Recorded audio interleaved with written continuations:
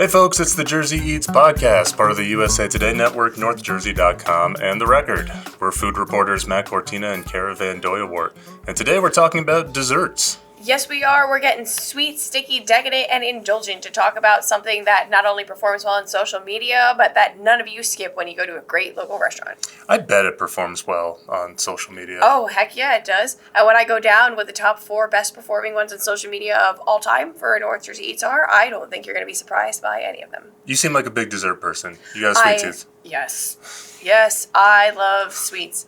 I think one of my favorite things in the world is when you're coming home and you have the heat blasted so high in the car because it's the middle of the winter that you almost induce yourself into like this crazy ice cream craving. You pull over at the Wawa and you get the build your own parfait. That's $5 for 16 ounces of ice cream with 3 included toppings. It is $5 for a pound of ice cream. And then you sit back in the car with that dry heat coming in and it just completely cools you down. Yeah. There's something so romantic delicious about ice cream on a cold day. Wawa has a myriad of foods. I didn't know they had this. They do, yeah. They even launched a white pizza the other day. So okay. I don't know if they need to go there. Yeah, but they're doing it, and there's an audience for it. There's a dude out in South Jersey right now who has collected orders number 1 through 1,000, 999, on the receipt slips. So not only has he been to Wawa many times, he's been customer number 1, customer number 2, and he would keep going until he collected all of them. I love that idea. Yeah. So, but he was on someone else's podcast, so we're not going to copy. We're not going to bring him on. Yeah. But all right, as this is not a Wawa episode, although maybe we should a Wawa Quick Check 7-Eleven episode at some point. We'll get there. This is a dessert podcast. Now, my wife says that dessert is the most important part of the meal. I couldn't disagree anymore. I mean, it's like the last note that you get. I disagree also. People usually take a couple bites because they're pretty full. So, but we are not here to argue about that. We are going to talk about desserts, I guess, in a vacuum. Yes. Say you are hungry enough. That's right. So, all right. So what works well on Instagram at social. North Jersey Eats? I am waiting for you guys to have that sigh or that light bulb moment of, yep, that would be the most popular. The number 1 most performing dessert in New Jersey is crumb cake. Really? Yes. But you're surprised? Well, yes. I guess he doesn't have a social media page. Then again, Matt's posted one thing since 2022, and I feel like it was a field. I'm a Luddite. So, yeah, you guys love crumb cake, and it's something you don't realize is so Jersey specific. I guess maybe New York City too. But in a lot of other places, it's more like a coffee cake, like a streusel. But here we have that dense cake base covered by usually a 50-50 ratio of just buttery crumb. The crumb cake flights at Anthony's Cheesecake in Bloomfield performed awesomely. That is just 3 different crumb cakes at the same time. The crumb cake stuffed cheesecake empanadas from Zilpa's Desserts. She has a pastry dough that she makes into empanada shape. The filling is cheesecake, and then there's whole slabs of crumb cake in there. Also euphoric to eat. Thanksgiving Corner Slice had a pizza box full of crumb cake that you can go and pick up and then just, leave it on your counter throughout the weekend, have friends and fam picking at it. And then at Guzzo's Bakehouse in Hallworth, they have 8 flavors of crumb cake on the menu, ranging from peanut butter chocolate chip all the way to Italian rainbow cookie. Holy hell. The crumb cake at Stuyertown Bakery in Clifton is excellent. And they have a Mardi Gras one. I think it's just colored.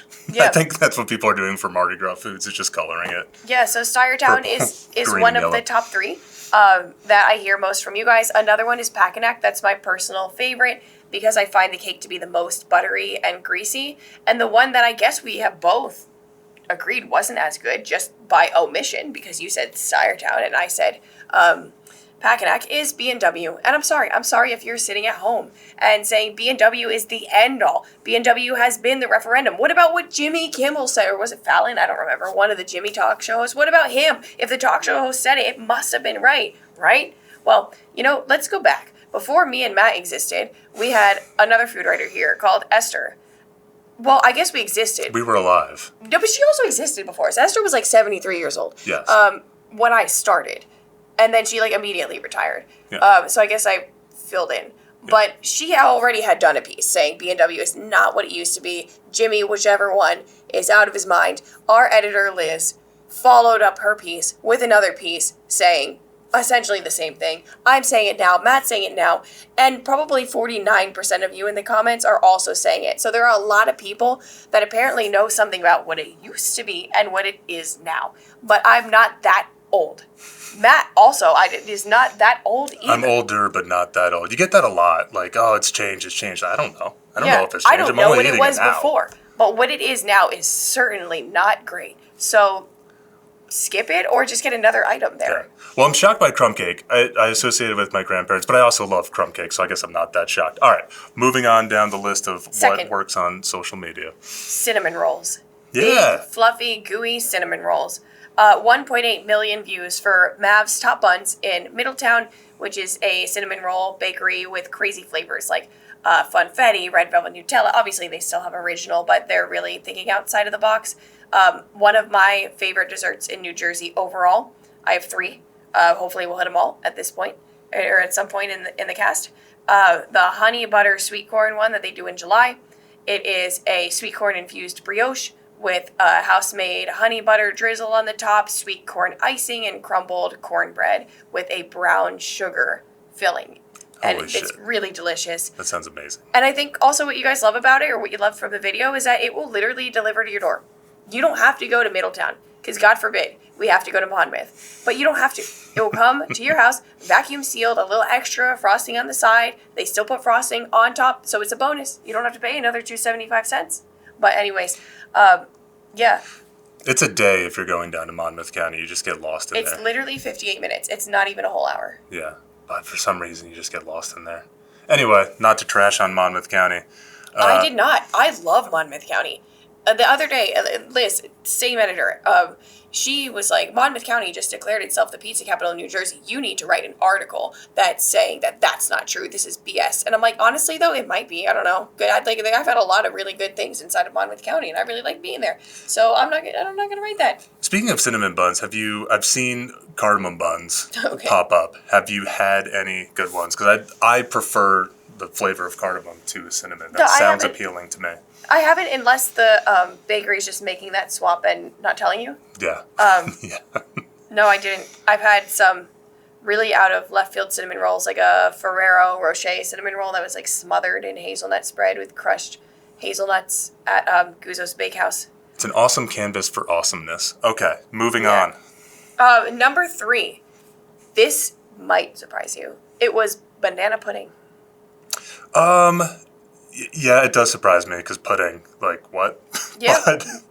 Well, the reason... And it doesn't feel photogenic enough to do well on social media. So the banana pudding goes beyond the product into the headline on that video. Okay. The world's first banana pudding scoop shop opened in New Jersey. It is essentially an ice cream shop. You'll get toppings, you can get a cone, you can get a banana pudding shake, concrete, whatever, or get it in a cup. But it's banana pudding. It's not ice cream. And they had like an Oreo one. They had a peppermint mocha banana pudding. So many. It was really delicious. And in the time since, the place has promptly closed. So, yeah. So a way to bait the internet. It feels like it was kind of a thing that like, oh my God, we're going to like invent this for like a few days and then shut down like the Cheez-It diner that opened outside of Woodstock, New York for wild. 3 weeks. Yeah. But yeah, so this place is gone. So I'm not even going to tell you the name. Is pudding a big part of your life? Banana pudding? Oh, yeah. Oh, I'm a pudding person. You are? Okay. Yeah, I mean, I like wet food. Sure. Like we've discussed in a prior podcast, I'm not a big fan of beans or yuca or potatoes, like anything dry. Meats are often dry. Pudding is like really not dry. Like I think that there are certain foods that are usually wet, like a birria taco or a French dip, that have examples where they can be dry. I don't know how pudding can be dry. Yeah. That would be a really bizarre thing. Yeah. Inherent as pudding is viscosity. Yeah, it's like dry water. Yeah. So, but thick water. Okay, moving on. Well, if you want to get banana pudding though, because they might still want it, you should you should check out Maggie's Munchies on Instagram. So I think that she's like Clifton/Jersey City are her main pop-ups, but she does pop-ups like all different markets, but she'll also deliver to you. Same as Mavs, it's easy. A lot of incredible flavors. She has a cookie butter banana pudding that's really, really delicious. So yeah. Do they have a coconut pudding anywhere? I like that flavor. I like a pistachio pudding. Like a coconut, like the chia coconut pudding? Could be, yeah. Boom Chia has a really, really good one in Montclair. There you go. Which is good, and it's like healthy, I guess, too. the coconut pudding, the chia seeds when they're in there and they like marinate in the milk, it is like tapioca. Like it gets really like big. Yeah. Rice pudding at Red's Hut is kind of like a thing too. It is a thing. Yeah. And it is good. Yeah. Bread pudding, the brandy bread pudding at Red's Hut is good. Yep. Yep. There's a strawberry pudding at Crossroads Deli. I think it's in Bergenfield. That thing, they have like 25,000 followers on Instagram. They're literally following because of pudding. When we're 80, let's just be muttering about pudding I'm on and on. doing it now. I know. We're doing it. Yeah. He wants to know number 4. Number 4 is tres leche. So tres leche, I mean, it's just a ubiquitously loved dessert because, again, it's never dry. Like, it's just soaking in milk. We see, obviously, the Mexican version is kind of like the OG, but it wasn't long after that the Middle East came onto the scene with, like, the Turkish tri leche, which is similar. The Mexican tres leche is covered in a whipped cream topping. Over in the Arabic countries, it's covered in a caramel, like a dulce de leche topping. And it's a little bit, it's not as tall, so it's more soaked in the milk. Versus we're seeing with the Mexican one, it's taller, so you're getting more cake. Both are fantastic. But what you guys ultimately loved was the Tres Leche Cafe in Kearney. And this has got to be the first time I shouted out Kearney on this. I think so. So good job to Kearney for incorporating and then for also developing this cafe. Tres Leche a million different ways, various like mini tres leches like flights and samplers, tres leche pancakes, French toast, chocolate tres leche is probably the best one. Delicious. I love the Mexican portfolio of desserts. Tres leches, flan, churros, and then sopapillas. Oh man. Oh, sopapilla. That's a sleeper. Yeah. But then Maggie's Munchies that does the cinnamon rolls. She is Latina. So she does a tres leche cinnamon roll as well, where like she just gives it to you in an individual like little box and it's already marinating in the milk. And if a cinnamon roll wasn't gooey enough already, I mean that's pretty special. Best of both worlds. Let's move to the categories of things that maybe they weren't the top 4 performers on social media, but that I think probably should have been, or that you were like, wait, it wasn't this thing. I'm surprised it was banana pudding and not blah blah blah. Yeah, right. Cookies. Yeah, banana pudding and crumb cake, cookies. Yeah, but I could see how that might not work on social media. They're a part of our lives. Cookies always exist. But everyone wants a good cookie. Everybody does. If you want the best cookie, Sweet Needs by Redima in Livingston makes absolutely gorgeous stuffed cookies. She has a Nutella hazelnut that's stuffed with an entire Ferrero Rocher. She does churros stuffed with dulce de leche, red velvet Oreo stuffed with cream cheese. She has like a Dubai chocolate stuffed with pistachio butter. My favorite, this is a sleeper because I don't generally like fruit flavors, but it's like a white chocolate outside lemon with raspberry jam on the inside. Super buttery and decadent.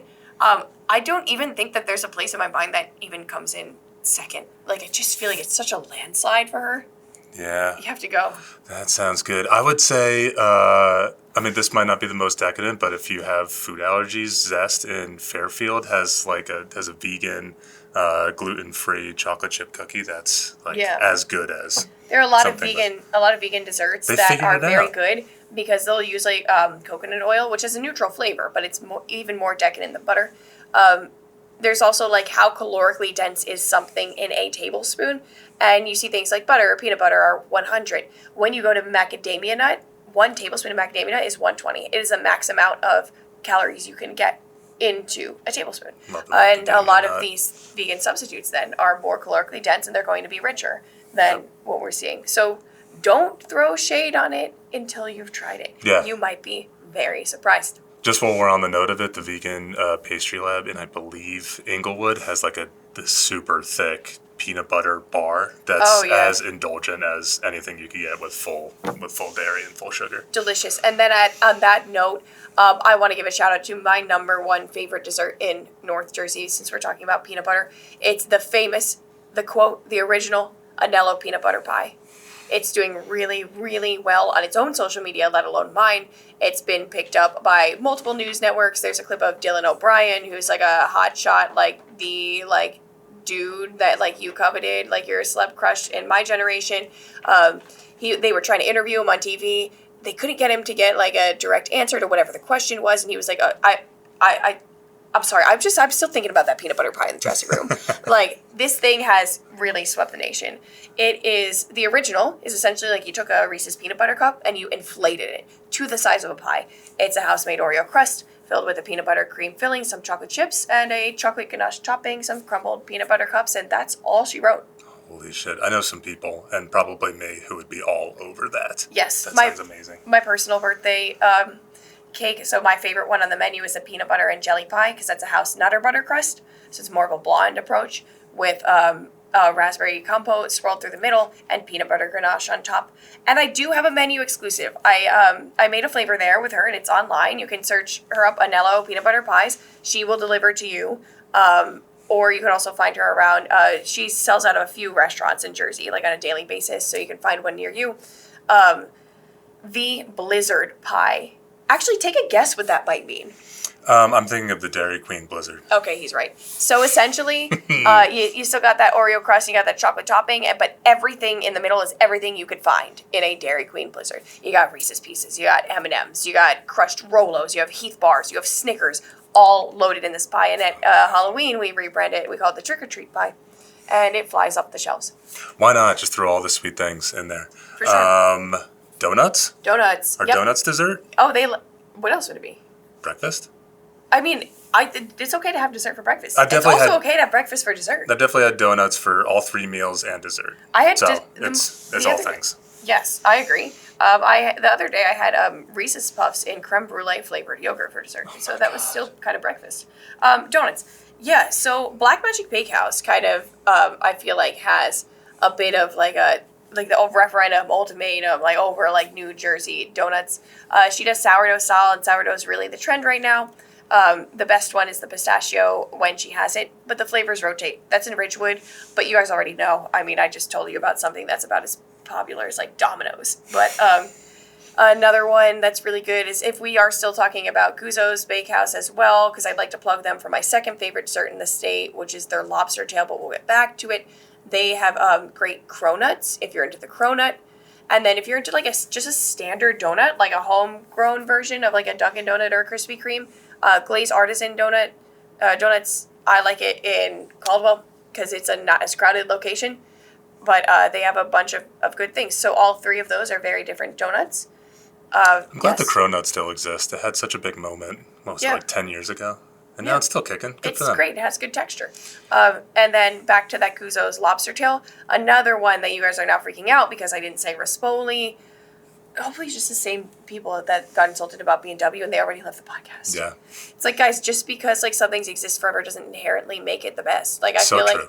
like Valley National Bank was pretty old, and then it's not really kicking anymore. Yeah. So, but anyways, the Guzzo lobster tail, it's inherently good in itself, but what's also good is it comes in a lot of flavors. They have the dulce de leche one. They have a tiramisu, a cannoli mousse, and a pistachio. I'm going to circle back. That's an Italian pastry, so it's actually a dulce de leche. I know you're going to come in and be like, you said it the Latin way. I've now covered it for those who care. But yeah, lots of different flavors. Even strawberry banana, which was pretty good too.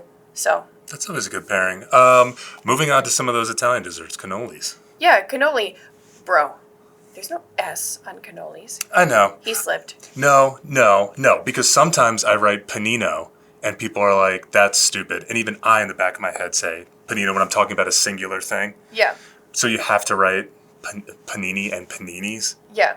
So it's just a matter... We're just covering our bases because we know what you guys comment, and we know how mean you can get for no reason. Trust me, I know. He still has credibility. Yes. And I still have credibility for saying dulce when I should have said dolce. But anyways, well, fuck the pedants. We know fuck food. The pedants. We know food. Yes. Yeah, we do. Yeah. They're out there fighting over soup on the internet right now. Yeah. On my morning post. But anyways. Cannoli. Palazone 1960 in Wayne. Period. That's it. I mean, it's authentic Italian stuff. Like, it's a good spot. But if you want to build your own cannoli, you can go to the cannoli shop in Fairfield, not too far away, another Italian hub. And yeah, essentially just help pipe it with the cream, and then you pick what toppings you want them to roll it inside of.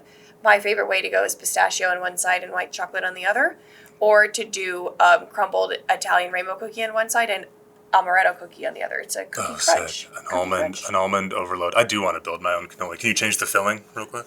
I don't know Or if is it just we're the there cannoli cream? right now. Yeah.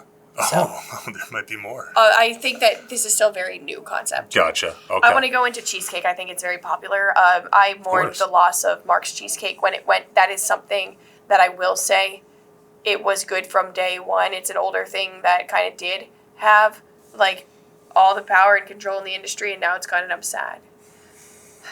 But there is Anthony's Cheesecake in Bloomfield, which is not a bad second place. So they have a firmer cheesecake than Mark's, if you do know Mark's.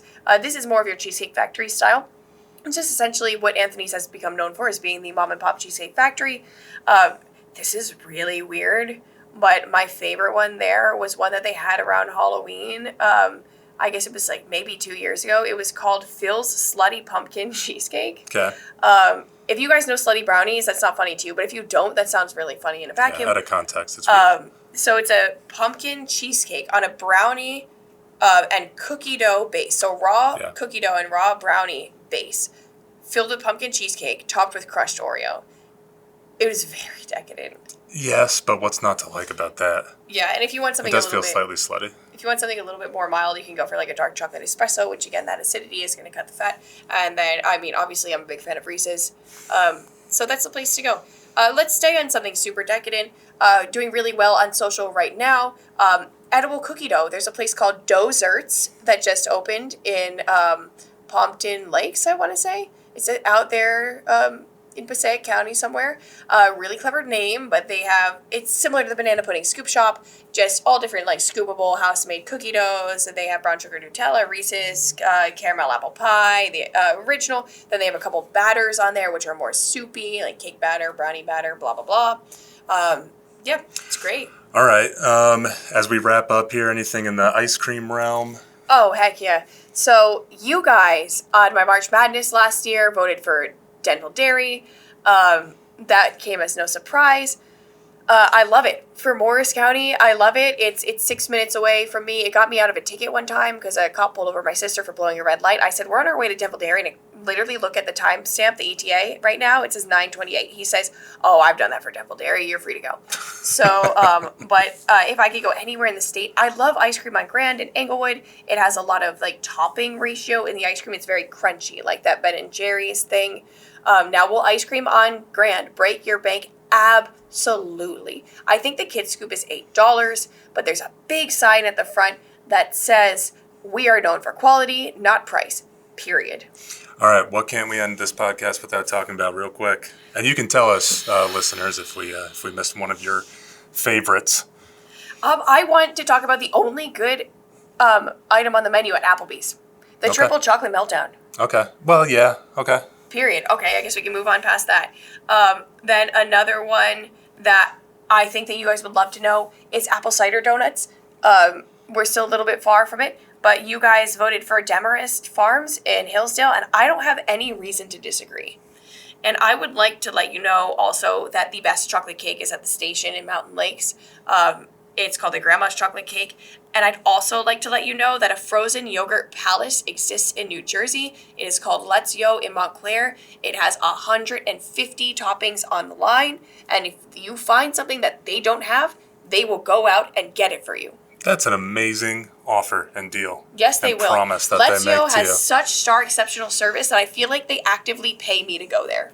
Okay. Like, I've never seen a food concept have such friendly and congenial service, and that is why the line is out the door and down the block every day. And side note, they do have a RAV4 that's custom wrapped, a custom wrapped Toyota RAV4. It's neon green with Let's Yo signage wrapping all around this car. And I've had many readers take pictures of this car in the street and email it back to me and say, yo, bro, is that your car? Oh, so I'm a big fan. Yeah, well, it sounds like you got to go there. That'll do it for us this week. You can find this podcast wherever you found this one today or any other podcast platform. Check out what we're doing at northjersey.com and on Instagram at northjerayeats. For care of VanDooijeweert, I'm Matt Cortina. And remember, even if you hate crumb cake, New Jersey has the best food, so there's still a hole in the wall behind a laundromat serving it better than anywhere else. We'll see you next week. See ya.